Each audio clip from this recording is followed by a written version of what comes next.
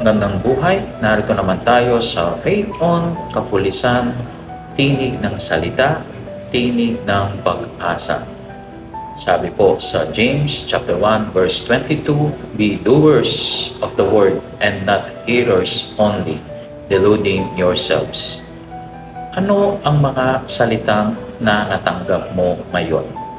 Para sa ating mga kapulisan, hindi lang ito basta utos o bilin, kundi paalala ng disiplina, tiwala at integridad. Paalala ng Diyos, hindi sapat na makinig lang sa kanyang salita, kundi tanggapin ito at isabuhay.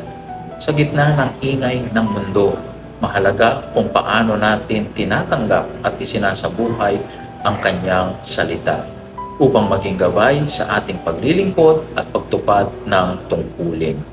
Sa panghuli, samahan ninyo po ako sa isang maikling panalangin. Sa ngalan ng Ama at ng Anak at ng Espiritu Santo. Amen. Panginoon, basbasan mo ang aming mga kapulisan.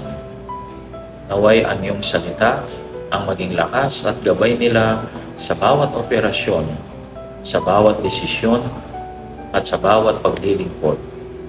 Itanim mo sa kanila puso ang katapatan, tapang at malasakit upang maging tunay silang tagapagtanggol ng kapayapaan at katarungan. Amen.